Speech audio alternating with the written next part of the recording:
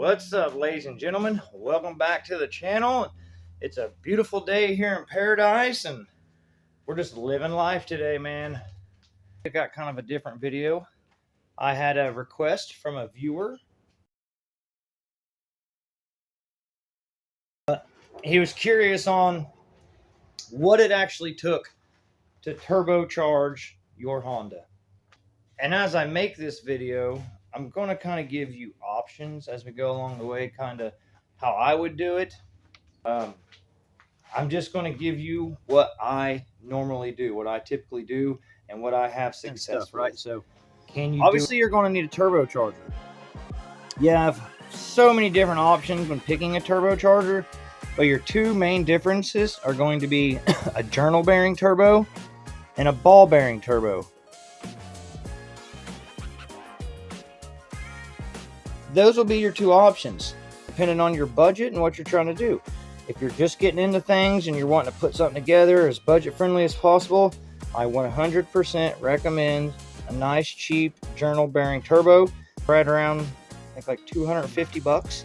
But if you get the ones without the billet wheel, you can actually get them for right around 100 bucks. This is a Pulsar Gen 2 3076. So it is a tad bit smaller than this one, not much, a little bit smaller exhaust housing. It does spool up quite a bit faster. With it being ball bearing and it being a little bit smaller, this thing sounds like a fucking fighter jet. This is the turbo that I currently run on my car, and in the videos, this is the turbo that you're hearing. Here are a good few budget-friendly options.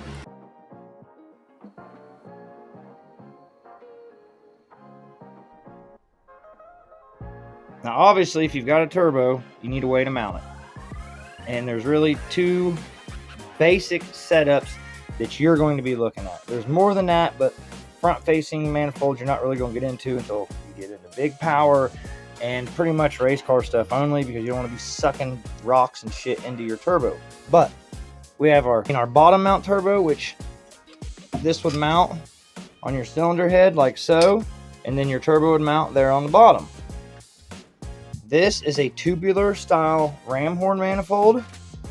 They spool pretty quickly, and you can make a whole shitload of power with them. I mean, a good bit of power. I've seen guys 700-800 horsepower on these manifolds, so they're great manifolds. And this one actually has T3 and T4 flange on it, so you can run either or. This manifold is from Blocks. So that's your bottom mount style, and then you have your top mount, to where this would mount on your cylinder head like so, and your turbo would sit on top of this.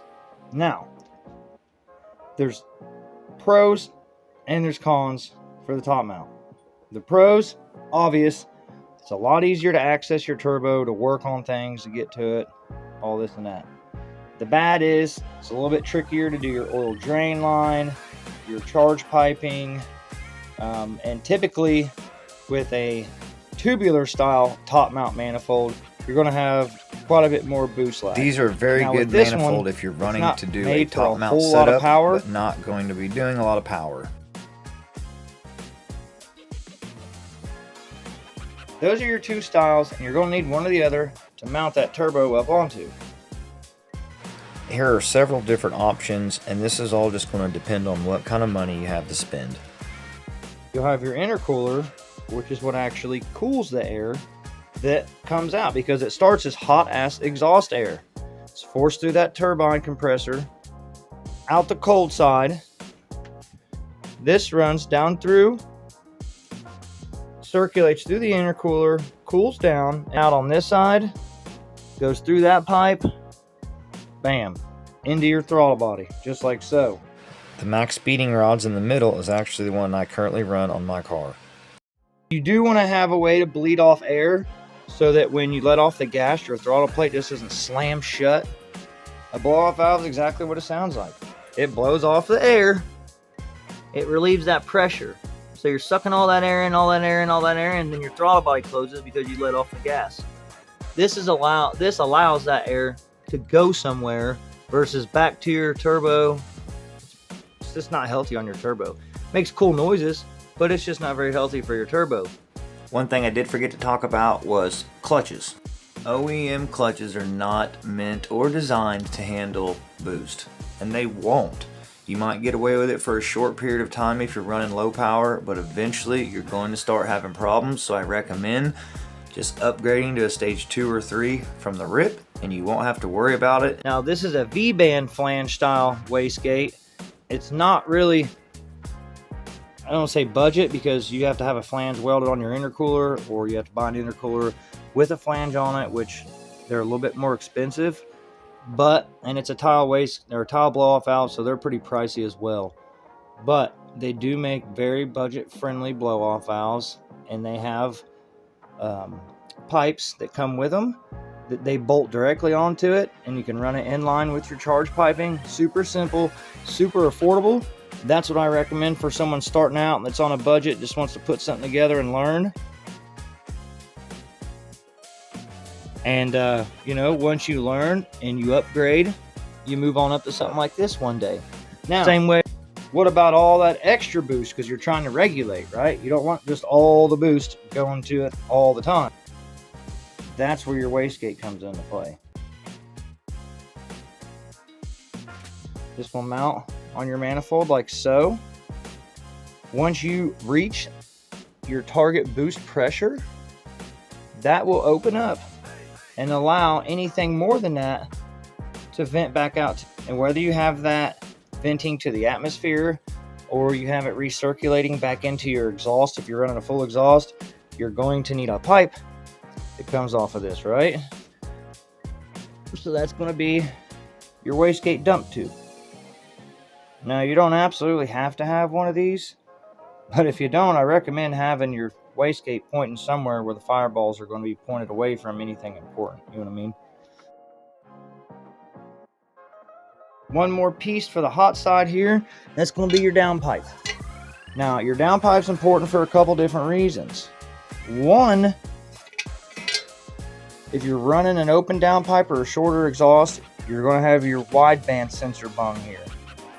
Now, your wideband sensor is going to be your gauge that reads your AFRs, your air-fuel ratio, and they are an absolute must if you're turboing your vehicle.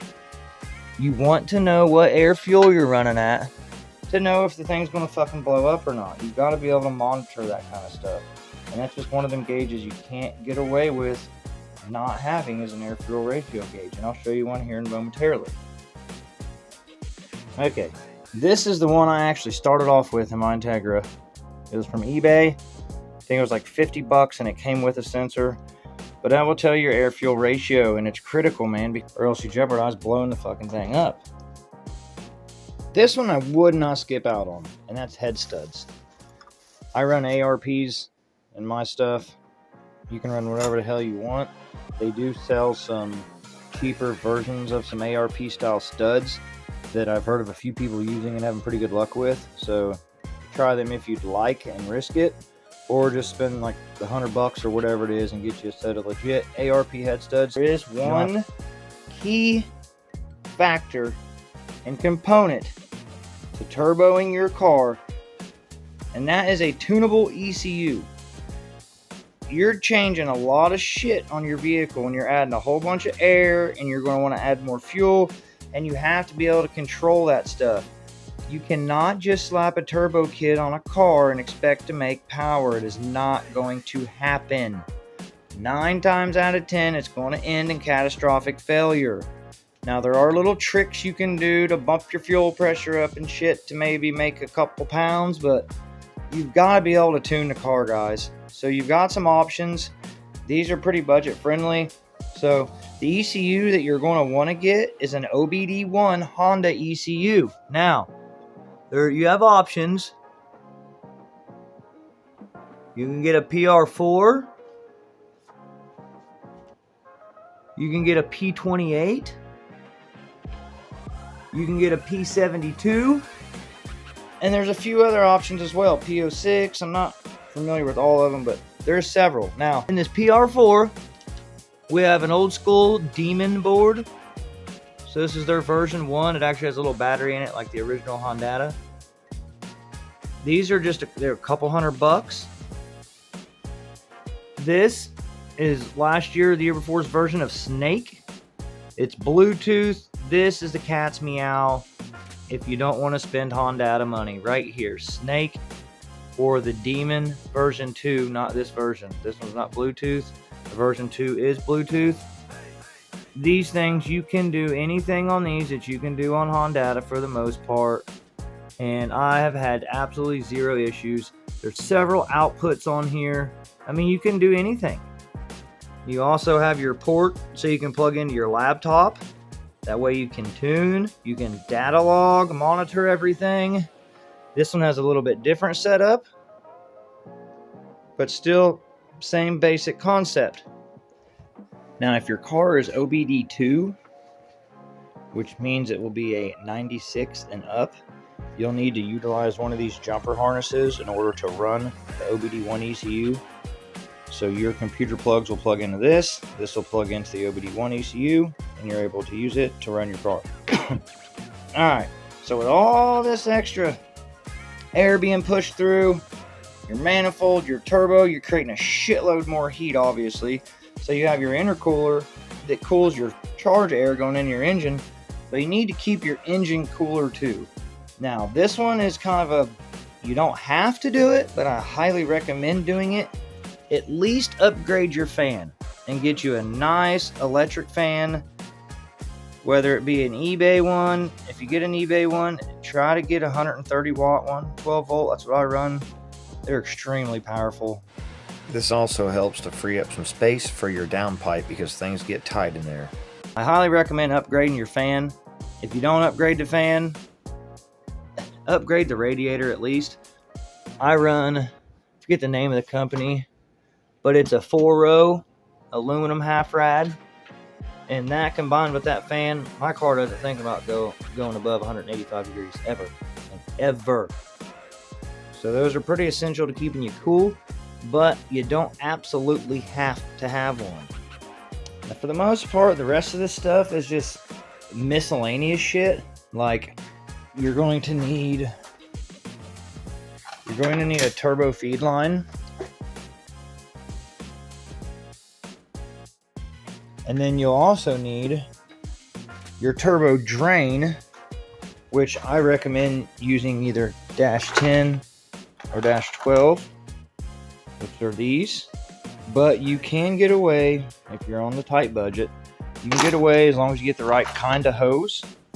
You can get you a fitting to put on the bottom of your turbo, and you can just hook a hose with clamps up to your turbo, and then weld a bung, or however you want to secure a bung to your oil pan, and run a hose and a clamp on that side as well. And you can do it either way. The AN fittings, or like I said, on a budget, run hose and hose clamps. Either will work. A Honda OEM map sensor will handle about 10 or 11 pounds of boost. So if you're wanting to go more than that and to be able to tune your car safely and properly, you'll need to upgrade to a 3 or 4 bar map sensor. I have a Honda 4 bar. Works really well. Haven't had any issues yet, and it's good for up to like 45 pounds, which I'll never see that much anyways. But like I said, you don't have to have it if you're staying relatively low on boost, and you can actually run as much boost as you want with a stock one. You just aren't able to use some of your safeties and stuff like that, so it's not recommended. I'm sure I'll forget something, and when I'm editing this video, if I think of that something, I will add it in here. But if not, that's the basic gist of it, of what you need. Here's a couple quick clips and pics to show you what I've been up to with the car lately as well. Hope everybody learned something. If not, fuck it. Hit that like anyways. See you on the next one. So I got the transmission all cleaned up, and I thought, man, this thing looks so fucking good. I can't leave the engine alone because then the engine looks like shit, right? So I start doing the same process to the engine, and I'll insert a picture right here. It looks good and clean, but it's so pitted and shit. It just doesn't look as good as a transmission does. It just doesn't look good, man. I just don't think it doesn't look as nice and smooth as what the transmission turned out. So I'm going to do what I don't normally like to do, and that is paint the transmission and the engine. The only good thing is I've got it all down to bare metal, so following the proper procedure painting it, I shouldn't have to worry about the paint chipping off or anything crazy like that. And I got the high heat ultra black, so it'll match everything in the engine bay really well as well. So I think it turned out the way it should be anyway. So we'll get back to the house. We're gonna get a coat on the block, a coat on the transmission. All right, we're back at the house, getting ready to put a coat on the block, and then get the transmission all prepped.